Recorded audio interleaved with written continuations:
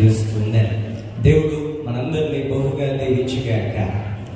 దీవెనలు కావాలి అన్నవారు ఒకసారి చప్పట్లతో దేవుని నామాన్ని మహిమపరుస్తారు. ఇంకొంచెం గట్టిగా, ఇంకొంచెం గట్టిగా. మన దేవుడు మనల్ని దీవించేంతవరకు కొడదాము. హల్లెలూయా, గడియంతా హల్లెలూయా. ముందుగా ఇక్కడ కూడి ఉన్న వేదికపై కూర్చున్న దైవ సేవకులందరికీ ప్రత్యేకమైన వందనాలు తెలియజేస్తున్నాను. క్రింద ఉండిన వారు, పెద్దలు, ప్రజాప్రతినిధులు కావచ్చు, అధికారులు కావచ్చు, దేవుడు ప్రేమించి ఆయా ప్రాంతంలో వాడుకుంటున్న దేవుని సేవకులందరికీ, దేవుని బిడ్డలందరికీ ప్రత్యేకంగా వందనాలు తెలియజేస్తున్నాను. నన్ను ప్రేమతో ఆహ్వానించిన తెలుగు క్రిస్టియన్ వెల్ఫేర్ అసోసియేషన్ వారికి ప్రత్యేకమైన నా నిండు వందనాలు తెలియజేస్తూ ఉన్నాయి. నా వాయిస్ హమ్ వస్తున్నట్లుగా ఉంది, కాస్త బాగుంటుందేమో. భాష ఎందుకు ప్రాముఖ్యం అని నేను అన్నానంటే, నేను వాక్య భాగాన్ని చెప్పింది 2వ రాజుల గ్రంథం 7వ అధ్యాయం 1-2 వచనాలు. చదవబడినవి కాస్త వేరుగా చదవబడినట్లుగా ఉన్నాయి. అయినా కూడా నేను మరొకసారి మీతో ఈ వాక్యాన్ని పంచుకుంటాను. ఈ రాత్రి వాక్యం మాత్రం వినడానికి వచ్చిన వారు ఎంతమంది? ఎవరైనా ఉన్నారు? దేవుడికి స్తోత్రం. కొద్దిమంది ఉన్నారు. అందుని బట్టి ప్రభువు నామం మహిమపరచబడుగాక. ఆమేన్. మీ స్వరం నాకు ఎంత వినబడితే నేను అంత వాక్యం చెప్తాను, ఎంత వినబడితే అంత వాక్యం చెప్తాను. ఆమేన్. హల్లెలూయా, గడియతో హల్లెలూయా. ఓకే, 2వ రాజుల గ్రంథం 7వ అధ్యాయము మొట్టమొదటి 2 వచనాలు ఈ రీతిగా చెప్పబడుతూ ఉన్నాయి. అప్పుడు ఎలీషా రాజుతో ఇట్లా, నేను యెహోవా మాట ఆలకించుము. యెహోవా సెలవిచ్చినదేమనగా, రేపు ఈ వేళకు షోమ్రోను ద్వారమందు ₹1 ఒక మానిక సన్నని పిండియు, ₹1 2 మానికల ఎవలునో అమ్మబడును. అందుకు ఎవరి చేతి మీద రాజు ఆనుకొని ఉండెనో ఆ అధిపతి, యెహోవా ఆకాశమందు కిటికీలు తెరిచినను అలాగూ జరుగునా అని దైవజనునికి ప్రత్యుత్తరం వేయగా, అతడు, నీవు కన్నులారా దానిని చూసేదవు గాని దానిని తినకుందువని అతనితో చెప్పాను. ఈ వాక్య భాగం ఇక్కడ ఉన్న వారికి ఎంతవరకు అవసరమో నాకు తెలియదు, కానీ దేవుడి మాట చెప్పమన్నారు కనుక నేను చెప్తూ ఉన్నాను. నేను వాక్యంలోకి వెళ్ళడానికి ముందుగా తెలుగు నా భాష అర్థమవుతున్న వారు ఎంతమంది ఉన్నారు? ఎవరైనా ఉన్నారా? కాస్త ధైర్యంగా ఉంది ఇప్పుడు నాకు. నేను ట్రాన్స్లేషన్ ఉంటే బాగుంటుందని అన్నాను, కానీ సమయం తక్కువగా ఉండటం బట్టి దేవజనులు చాలా చక్కగా, అయ్యా మీరు మాట్లాడండి అందరికి అర్థమవుతుందని చెప్పాడు. కనుక మీకు అర్థమవుతుంది అని అన్న నమ్మకంతో నేను ఈరోజు వాక్యం చెప్పేస్తాను. హల్లెలూయా, గడియతో హల్లెలూయా. ఒకసారి దేవుని ప్రజల అందరికీ కూడాను కరువు అనేది వచ్చింది. కరువు వచ్చినప్పుడు అది ఎంత భయంకరంగా ఉండిందయ్యా అనే విషయాన్ని మనం గమనించి చూసినట్లయితే, ఎక్కడి వాళ్ళు అక్కడ కూడా ఆగమైపోయారంట. ఇంట్లో నుండి బయటికి వచ్చే పరిస్థితి లేదు. ఒకవేళ బయటికి వస్తే అది ఎలా ఉండిందయ్యా అంటే, శత్రువులు కాచుకొని కూర్చున్నారు చంపివేయడానికి. తద్వారా అందరూ కూడా ఇంట్లో కూర్చొని ఉన్నారు. తినడానికి తిండి లేని పరిస్థితి. ఈరోజు వాక్యం చాలా బాగుంటుంది, శ్రద్ధగా ఆలకించండి. ప్రారంభం నుండి మొదలుకొని ముగింపు వరకు మీరు విన్నట్లయితే చక్కటి ఆశీర్వాదంతో కూడిన బలమైన వాక్యము దేవుడు ఇక్కడ సిద్ధపరిచి పెట్టాడు. చక్కగా మనం దేవుని మాటలు విందాం. కరువు అనేది చుట్టూరా ఉండి ఉండగా, దేవుని ప్రజలందరూ అల్లాడిపోతా ఉండగా, ఏమి చేయాలో దిక్కుతోచని స్థితిలో అది ఎంత దారుణంగా ఉండిందయ్యా అంటే, పిల్లల్ని సైతము దారుణంగా వండుకొని తినే పరిస్థితులు వచ్చాయంట. ఏమి చేయాలో అర్థం కావట్లా. ఈ వాక్య భాగాన్ని దేవుడు నాకు తెలియజేస్తూ, అనేకులు కూడాను ఏ రీతిగా ఉన్నారయ్యా అంటే, నాకు వినపడట్లా, ఏ రీతిగా ఉన్నారయ్యా అంటే, భయానకమైన కరువు మధ్యలో వారి జీవన విధానం కొనసాగిస్తున్నట్లుగా ప్రభువు నాకు తెలియజేశారు. అది ఆత్మీయంగా కావచ్చు, ఆర్థిక పరంగా కావచ్చు, కుటుంబ పరంగా కావచ్చు, బంధుత్వ పరంగా కావచ్చు, రకరకాలైన కరువులో దేవుని ప్రజలు ఉన్నట్లుగా దేవుడు నాకు తెలియజేశాడు. ఈ రోజు ఆ బంధకాల నుండి యేసు నామములో మనమందరము విడుదల పొందుదుము గాక. ఆమేన్. ఒకసారి గట్టిగా చెప్పండి, కొట్టి దేవుని నామాన్ని మహిమపరుచుదాం. ఈ మీటింగ్ వారానికి ఒకసారి జరుగుతుందండి. అమ్మా, వారానికి ఒకసారి మీటింగ్ జరుగుతుందా? తెలుగు అర్థమయ్యే వాళ్ళు చెప్తారా? మిమ్మల్ని మాట్లాడించడం చాలా కష్టం అట్లుంది. హల్లెలూయా, గడియంత హల్లెలూయా. నాకేమో మీరు మాట్లాడితే వాక్యం చెప్పబోతా ఉంది. హల్లెలూయా. వారానికి ఒకసారి జరుగుతుంటారు ఈ మీటింగ్. ఎప్పుడు జరుగుతుంది? సంవత్సరానికి ఒకసారి జరుగుతుంది. అంటే ఈరోజు అయిపోతే మళ్ళీ ఎప్పుడు? మరి ఈ సంవత్సరానికి కావాల్సిన ఆశీర్వాదం అంతా మనం పొందుకునే ఇంటికి పోదాము కాక. ఆమెన్, గడియద్దు ఆమెన్, హల్లెలూయా. మరి మా హైదరాబాద్, మా తెలుగు రాష్ట్రాల్లోనే సైలెంట్ గా ఉంటారేమో అనుకున్నాను. ఇక్కడ ఉన్న వారు చాలా వైలెంట్ గా స్పందిస్తారు, చాలా చక్కగా మాట్లాడతారు, రెస్పాండ్ ఇస్తారన్న ఆశతో నేను ఇక్కడికి వచ్చాను. నా ఆశ యేసునామములో నెరవేర్చబడు గాక. ఆమెన్, గడియద్దు హల్లెలూయా. కనువంటే మీకు అర్థమవుతుందో లేదో నాకు తెలియదు. ఎవరైనా ఒక 4 వస్తారంటే 5 వస్తారు, ముందుకు ఎవరైనా వస్తారు. ఒక్క వాలంటీర్గా ఏమనుకోవద్దండి, చుట్టూ ఉండండి, చుట్టూ చెప్తాను, మధ్యలో ఉండండి, నన్ను కథలు ఒకటి చేయండి, పట్టుకోండి. ఫోటో తీయడానికి కాదు, వెనకాల ఇద్దరు ముందు ఇద్దరు ఇట్లా ఉండండి. అడిగారు రండి, ముందుకు రండి. నా భాష దేవుడికి స్తోత్రం కలుగాక. ఇప్పుడు వీళ్ళందరూ కూడా నన్ను కథలు ఇవ్వకుండా చేస్తే ఏమవుతుంది చూడండి. ఒక్కసారి బాబాయ్ గట్టిగా పట్టుకున్నాను, పట్టుకోండి, ఇటు సైడ్ వీక్గా ఉన్నట్లే. ఎలా ఉంటుంది ఇప్పుడు? ఇలా బ్రతకాలని ఎంతమందికి ఆశ ఉంది?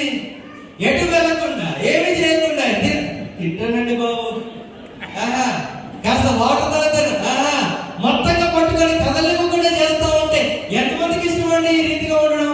ఇప్పుడు వదలండి, ఎవరికైనా ఇలా ఉండడం ఇష్టం అంటారా?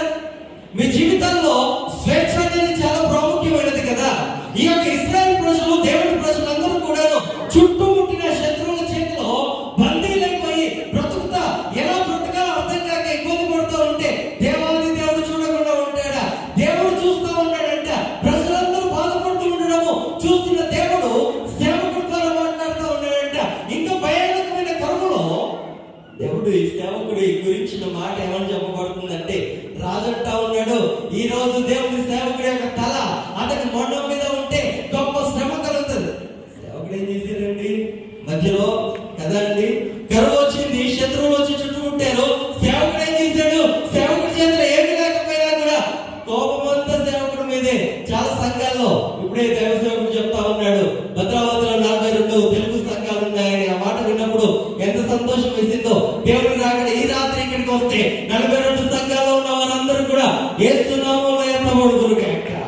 తెలుగు వారు మాత్రమే కాదు, ఇక్కడ ఉన్న క్రైస్తవులందరూ కూడా యేసు నామములో దేవుని యొక్క 2వ రాకడలో ఈ క్షణమే ఎత్తబడుదురు గాక. గడియతో ఆమేన్, హల్లెలూయా, హల్లెలూయా. సేవకుడి మీద కోపం చేసిందంట. సేవకుడి మీద కోపం చేసి, అయ్యా ఇదిగో నీ తల నీ మొండం మీద ఉండకుండా చేస్తాను. చాలా మందికి విచిత్రమైన విషయం ఏంటంటే, నేను వాక్యంలోకి వెళ్తున్నాను, శ్రద్ధగా ఆలకించండి. చాలా మంది విచిత్రమైన విషయం ఏంటంటే, మీ కుటుంబాల్లో మీరు ఆశీర్వదించబడకపోతే, మీ సంఘాల్లో మీకు ఆశీర్వాదం లేకపోతే వెనువెంటనే మీకు వచ్చే కోపం ఎవరి మీద అంటే సేవకుడి మీద వస్తా ఉంటుంది. అయ్యగారు మీరు నా కొరకు సరిగ్గా ప్రార్థన చేయట్లేదు అనుకుంటా, అందుకే నాకు ఈ రీతిగా ఉండిందని సేవకుడు ఈ సేవకుడు కానీ ఇంకో సేవకుడి దగ్గర కానీ వెళ్ళేవారు లేకపోలేదు. హల్లెలూయా, గడియతో హల్లెలూయా. చాలా మంది జంపింగ్ క్రైస్తవులు ఉంటారు మా దగ్గర. మీ దగ్గర ఉన్నారా? ఒకవేళ ఉంటే కనుక యేసునామములో ఆ జంపింగ్లు అన్ని కూడా ఈ రోజుతో తొలగిపోవు కాక. ఈ జంపింగ్ క్రైస్తవులందరూ కూడా ఆశీర్వాదాల కొరకు మాత్రమే ఆరాటపడి దేవుడి మందిరానికి వస్తూ ఉన్నారు. కానీ వారి జీవితంలో నిజమైన కరం అంటే ఏంటో, వారి జీవితంలో నిజమైన బాధ అంటే ఏంటో, వేదన అంటే ఏంటో దాని నుండి బయటపడడానికి ఏ ఒక్కరు కూడా ఇష్టపడట్లా. ఎందుకు సమయానికి దేవుడు ఆశీర్వదిస్తే బాగుండు, ఈ సేవకుడి దగ్గర దేవుడు ఆశీర్వదిస్తే బాగుండు, ఈ మందిరంలో దేవుడు ఆశీర్వదిస్తే బాగుండు. నేను ఒక మాట చెప్తానండి, మందిరాలు మార్చినంత మాత్రాన నీవు ఆశీర్వదించబడలేవు. కానీ నిజమైన ఆశీర్వాదం ఎప్పుడు వస్తుందంటే, నీ విరిగి నలిగిన హృదయము ప్రభువైన యేసు క్రీస్తు ప్రభువారి చేతిలో పెట్టినప్పుడే నువ్వు నిజముగా యేసు నామములో ఆశీర్వదించబడి తీరుతావు. నమ్మినట్లయితే గట్టిగా చప్పట్లు కొట్టి దేవుని నామమును మహిమపరుస్తారు. హల్లెలూయా, హల్లెలూయా. ఈ రాజు కనిపించిందంట, సేవకుని చంపేస్తే పోలా అని. వెంటనే దేవుడు ఆకాశం నుండి సేవకుడి ద్వారా మాట్లాడతా రాజుతో చెప్తున్న మాట, అయ్యా ఈ పరిస్థితి ఇలా ఉంటుంది కదా, రేపటి రోజున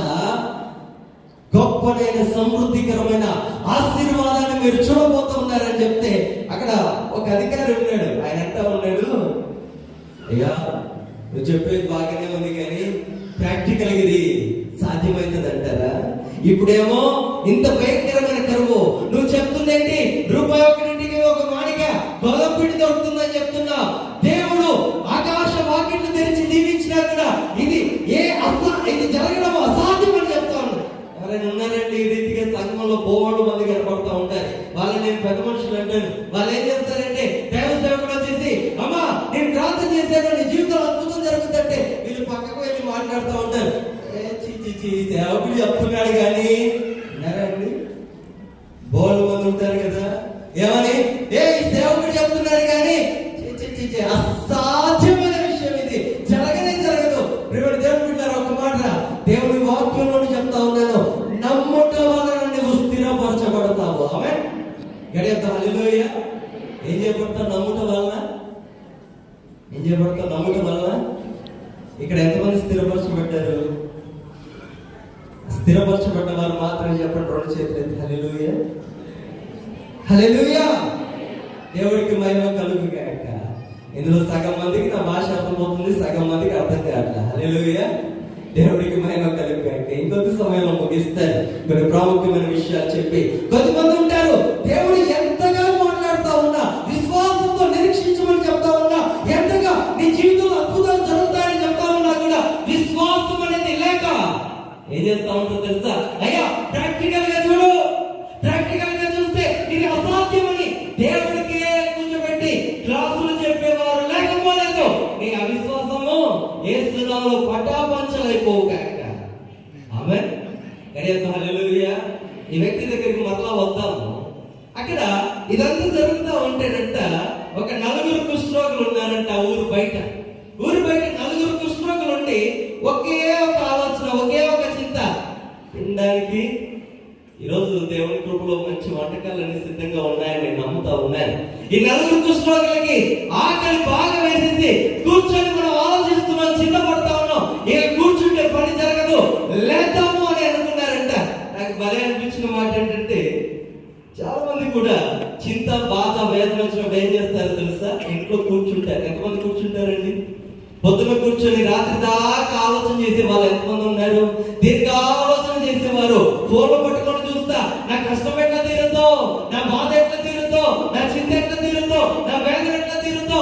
అదే నాకు చెప్పిన మాట ఒకటి ఉండింది, అది ఈ రోజు నేను మీతో చెప్తా ఉన్నాను. 2024 సంవత్సరము అనేక రకాలైన బాధలతో నీ కుటుంబం ఇబ్బంది పడినప్పటికీ, నీ జీవితం కష్టపడినప్పటికీ 2025 సంవత్సరము కష్టాలతో బాధలతో కాదు, నా దేవుని యొక్క గొప్పమైన వాగ్దానంతో ఆశీర్వాదంతో నీ కుటుంబము, నీ యొక్క ఇల్లు, నీ జీవితము దీవించబడబోతా ఉంది. నమ్మిన వారి కనుక చప్పట్లు కొట్టి దేవుని నామమును కొలుస్తారు. హల్లెలూయా. హల్లెలూయా. అయ్యో బాబోయ్, నేను చాలా లావుగా ఉన్నానండి, చింత లేదంటారా? మా దగ్గర ఈ చింత ఎప్పుడు ఎక్కువగా ఉంటుంది. నేను చెప్తా ఉంటాను అదేంటంటే పొట్టి చుట్టూ ఉంటే బాధండి మా వాళ్ళకి. పొట్టి చుట్టు అంటే తెలుసా అమ్మా? నా మాట వినబడుతుందా? పొట్టి చుట్టు అంటే తెలుసా అమ్మా? అంతేనా? ఎంత ఉంటే పొడుగు చుట్టూ వాళ్ళని చూస్తే నాకు లేకపోయే, ఏమండి నాకు లేకపోయే. లావుగా ఉన్న వాళ్ళకి బాధండి. ఏం బాధ తెలుసా? పక్కగా ఉన్న వాళ్ళని చూసి నాకు లేకపోయే, నేను అట్లా లేకపోతే ఒకసారంట కాకనుకున్నదంట, చీచి చీచి దేవుడు నన్ను ఇంత దారుణంగా నల్లగా పుట్టించాడు, ఎంత భయానకమో నా జీవితము, నేను అంశలాగా ఉంటే ఎంత బాగుండే, ఎంత తెల్లగా ఉండిందో అనుకున్నదంట. వెంటనే దేవుడు అన్నాడంట, పోయి ఆ అంశతో మాట్లాడుకో అన్నాడంట. కాకి వెళ్ళి అంశతో మాట్లాడుతూ ఉందంట. ఏమని? అబ్బా నువ్వెంత తెల్లగా ఉన్నావో, నీ కలర్ నాకుంటే ఎంత బాగుండో అని బాధపడతావు చెప్తా ఉంటే అంశ అన్నదంట, అంత బాధపడమాక, నాకు కూడా చాలా బాధ. ఆ దేవుడు నన్ను రంగురంగులుగా చిలకలెక్క పుట్టించాలా, బుద్ధి తెల్లగా పుట్టించాడు అంటూ కూడా అంటుతా ఉంది. నా బాధ ఎవరు చెప్పుకోవాలన్నదంట. హల్లెలూయా. పోయి చిలుకతో మాట్లాడితే నేను రంగురంగులుగా ఉన్నానని నన్ను తీసుకెళ్లి పంజరంలో పెట్టారు, నువ్వే మంచిదానివి, నల్లగా ఉన్నా స్వేచ్ఛగా ఉన్నావు, ఎగురుతా ఉన్నావు, నేను పట్టించుకున్న నాదుడు లేడు,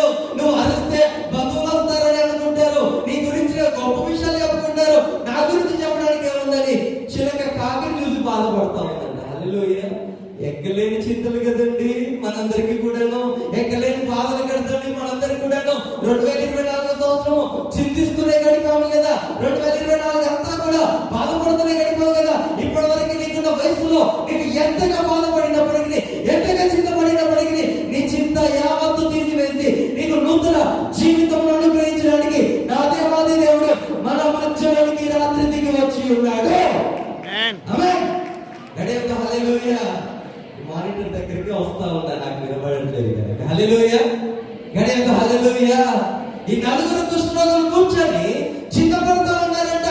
నా కష్టాలు ఎవరు నాకు తోడుగా ఉంటారు, నా బాధలు నాకు ఎవరు తోడుగా ఉంటారు. ఒకసారంట దేవుడును ఒక వ్యక్తి ఇద్దరు కలిసి నడుచుకుంటూ బీచ్ లో వెళ్తున్నారంట. బీచ్ లో ఒక దారిలో నడుచుకుంటూ వెళ్తా ఉంటే గత ఎంతమంది తెలుసు చెప్తాను నేను ఏంటి. ఆ బీచ్ లో నడుస్తా ఉంటే దేవుడి పాదాచులు ఈ వ్యక్తి పాదాచులు 4 పడుతున్నాయంట. పెద్ద కంప ఒకటి అడ్డొచ్చిందంట. పెద్ద కంప ఒకటి అడ్డు రాగానే ఈ వ్యక్తి అనుకున్నాడంట, బీచ్ లో కలిసి నడిచాము కదా ప్రభువా, మరి ఇప్పుడు ఈ కంపలో ఉన్నాను, నాతో పాటుగా నడుస్తావో లేదో అని అనుకుంటా ఉంటే ఈ కంపలో ఆయన నడుచుకుంటూ వెళ్ళిపోతా ఉన్నాడంట. కంప గుచ్చుకుంటది కదండి, పాదాలు గుచ్చుకోగానే రక్తమంతా కారి ఆ రక్త పంచులు 2 అచ్చులు మాత్రమే పడుతూ ఉన్నాయంట. వెంటనే ఈ వ్యక్తికి బాగా కోపం వచ్చిందంటే, కోపం వచ్చేసి ఏమని దేవుడితో అంటా ఉన్నాడు తెలుసా, అయ్యా నేను కంపలో నడుస్తున్నప్పుడు నువ్వు నాతో లేవు, ఇప్పుడు నా 2 పాదాచులు ఉన్నాయి, నువ్వు ఎక్కడికి పోయావో నాకు తెలియదు. చాలా మంది కదా కష్టకాలంలో దేవుడు నన్ను మరిచిపోయాడు అని అనుకునేవారు, బాధపడేవారు లేదా? చాలా మంది ఉన్నారు కదండి ఇక్కడ.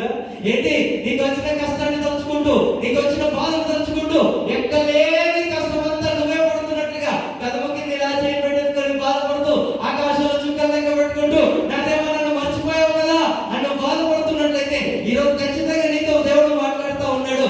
ఏమన్నా తెలుసా, నాయనా నా బిడ్డ కష్టంలో నడుస్తా ఉంది నీవు కాదు, కారుతున్న రక్తము నీది కాదు, ఆ కష్టము ఆ కంపము నిన్ను ఎత్తుకొని నడుస్తా, నీకు ఏ కష్టం కూడా రాకుండా చేస్తా ఉన్నానని నా దేవుడు సెలవిస్తా ఉన్నాడు. హల్లెలూయా. ఇంతేనా చప్పట్లు కొడతారు?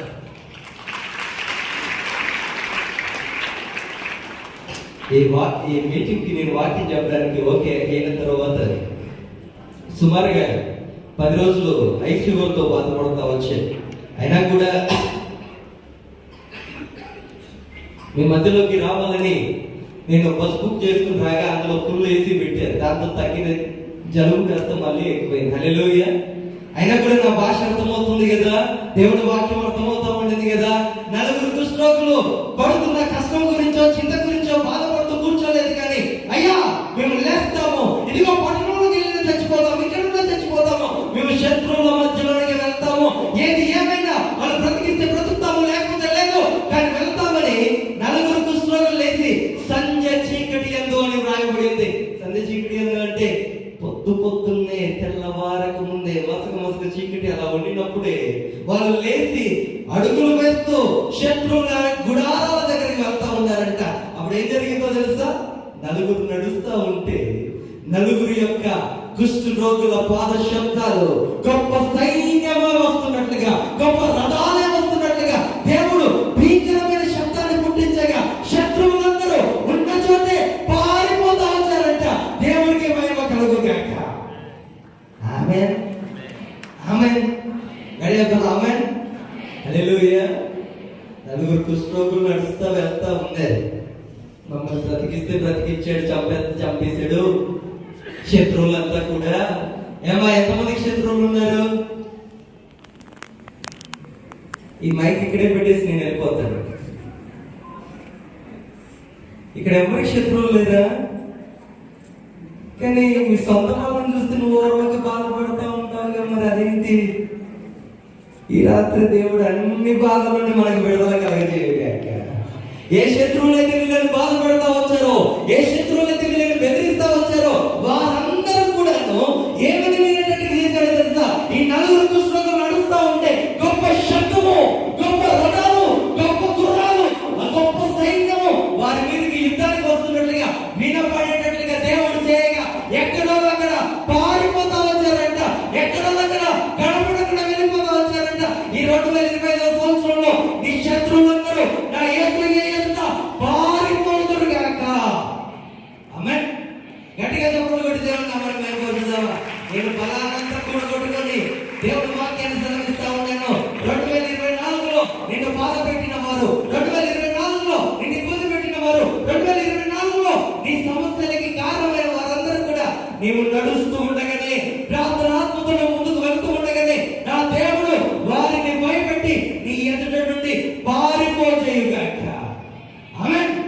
గడియొద్దు హల్లెలూయా.